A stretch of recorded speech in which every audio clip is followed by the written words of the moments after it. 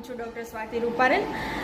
Last રીલની અંદર જે રીતે મેં વાત કરી હતી કે હેરફોલ કોમ્બિંગ કરતી વખતે, હેર વોશ કરતી વખતે ઘણા બધાને થતા હોય છે અને હાલના આ ટાઈમમાં એ બહુ જ કોમન થઈ ગયું છે। આજે આપણે વાત કરીશું સ્કાલ્પ અને હેરફોલ થવાના જે કોઝિસ છે એની પાછળ ઘણા ડૉક્ટર્સ રિપોર્ટ પણ કરાવે છે। શું એ નેસેસરી છે? યસ યા નો? તો યસ। હવે આપણે સૌથી પહેલાં સ્કાલ્પ વિશે વાત કરીએ। સ્કાલ્પ જે છે, જ્યારે તમારું સ્કાલ્પ ડ્રાય હોય, ઓઇલી હોય અથવા તો કોમ્બાઇન્ડ સ્કિનમાં હોય ત્યારે હેરફોલ થવાના ચાન્સીસ બહુ જ વધી જાય છે। સ્કાલ્પ કેમ ઇમ્પોર્ટન્ટ છે? હેરફોલ થવા પાછળનું રીઝન સ્કાલ્પ પણ હોઈ શકે છે, કેમ કે સ્કાલ્પ જ્યારે નરિસ્ટ નથી હોતું ત્યારે એ હેરફોલ વધતો જતો હોય છે અને ડેન્ડ્રફ હોય છે સ્કાલ્પની અંદર ત્યારે એ રૂટને સાવ જ નબળા પાડી દે અને હેરફોલ વધી જતો હોય છે, ડ્રાય થઈ જાય છે।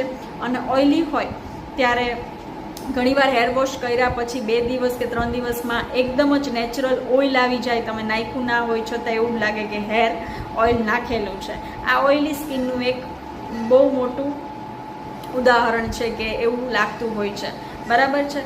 હવે સૌથી પહેલાં તો જ્યારે તમારું ડેન્ડ્રફ હોય ત્યારે સ્કિન પણ સાથે ક્યાંક અટેચ થઈ જાય છે। સ્કાલ્પમાં બહુ જ બધો ડેન્ડ્રફ હોય તો ફોરહેડ ઉપર આપણને ડેન્ડ્રફ જોવા મળે છે। આ ઉપરાંત જ્યારે સ્કાલ્પ ડ્રાય હોય ત્યારે ફોરહેડની ઉપરની સાઈડ પણ સ્કિન જે છે ડ્રાય થતી જોવા મળે છે ને એ પછી એકને, પિમ્પલ્સ અને સ્કિન ડિઝીઝ થવાના ચાન્સીસ વધી જતા હોય છે।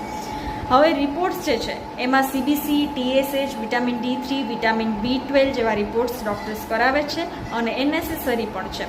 ઓનલી ડિપેન્ડ ઓન રિપોર્ટ્સ નથી હોઈ શકતું, ક્યારેક ક્યારેક તમે સ્ટ્રેસ બહુ લઈ લીધો હોય અથવા તો હેરિડિટરી બી હોઈ શકે છે। આ ઉપરાંત બહુ સ્પાઇસી ખાતા હોઈએ, જંક ફૂડ વધી ગયું હોય તો બી હેરફોલ થવાના બહુ બધા ચાન્સીસ છે। આ માટે વધુ માહિતી માટે તમે મને આ નંબર ઉપર ઓનલાઈન કન્સલ્ટેશન પણ કરી શકો છો અને મારી ઇન્સ્ટાગ્રામની રીલ જે છે એમાં તમે મને ફોલો કરીને DM પણ કરી શકો છો। Thank you so much.